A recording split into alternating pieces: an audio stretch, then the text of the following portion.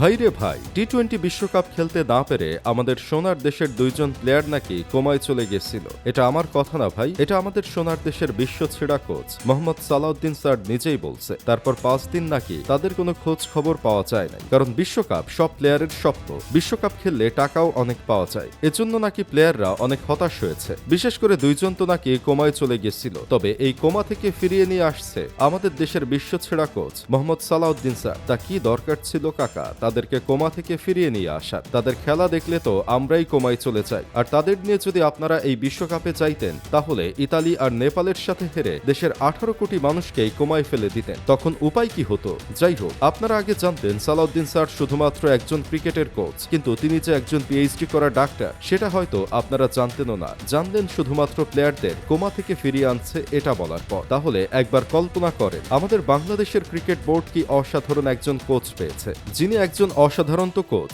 সাথে একজন অসাধারণ ডাক্তারও। শুধু ডাক্তার বললে ভুল হবে, অক্সফোর্ড থেকে পিএইচডি নিয়ে ডাক্তার, যিনি কোমায় থাকা রোগী ভালো করতে পারেন। তাই বলছি, এখনো সময় আছে, আপনারা সালাউদ্দিনকে প্রাপ্ত সম্মানটা দিন। আর যাদের কোমায় থাকা আত্মীয় স্বজন আছে কিন্তু কোনো চিকিৎসাতেই ভালো হচ্ছে না, তারা কোচ এবং ডাক্তার সালাউদ্দিন স্যারের সাথে যোগাযোগ করতে পারেন। তাহলে আশা করি তিনি কোমায় থাকা রোগী 5 দিনে ভালো করে দিতে পারবে। তবে এখন অনেকের মনেই একটা কিউরিসিটি কাজ করছে যে এই দুই কোমায় যাওয়া প্লেয়ার কে হতে পারে। কেউ কেউ চিন্তা করছে যে এই কোমায় যাওয়া প্লেয়ার নিশ্চিত চুইংগাম জাকের আলী আর গরিবের ধনেন্দ্র সিং সোহান। কেননা তারা ক্রিকেট ব্যাটটা ঠিকভাবে ধরতে না পারলেও ক্রিকেটটা আবার ঠিকই খেলতে চায়। তাদের হাজারবার অপমান করলেও শিক্ষা হয় না, এজন্য অনেকেই ধারণা করছে যে তারাই হবে। আবার কেউ কেউ ধারণা করছে যে বাংলাদেশের টি-20 দলের ক্যাপ্টেন লিটন কুমার দাস ও সোহান কোমায় ছিল, কেননা তাদের কথাবার্তার মধ্যে অনেকটা ডিপ্রেশন থাকার ভাব পাওয়া যাচ্ছে। আবার কেউ কেউ বলছে এদের মধ্যে কেউ না, কোমায় ছিল সাইফ হাসান আর পারভেজ ইমন, কেননা তাদের দুইজনেরই প্রথম বিশ্বকাপ ছিল এটা। আর প্রথম বিশ্বকাপ খেলতে না পারলে সবারই কষ্ট লাগার কথা, আর এদের বোধ হয় একটু বেশি লাগছে, তাই কোমায় চলে গেছিল। তাছাড়া তাদের তো টাকা পয়সা একটু বেশি দরকার, কারণ সাইফের বউ তো টিকটকার, তার খরচও তো আছে। এদিকে ইমনের প্রেমিকাও হতে যাচ্ছে টিকটকার, খরচ লাগবে না? কিন্তু আবার সাংবাদিকদের কাছে মানা করছে সাইফ হাসান যে তিনি কোমায় ছিলেন না। আর এসব শুনে আমার বন্ধু ভণ্ড মাহি বলতেছে,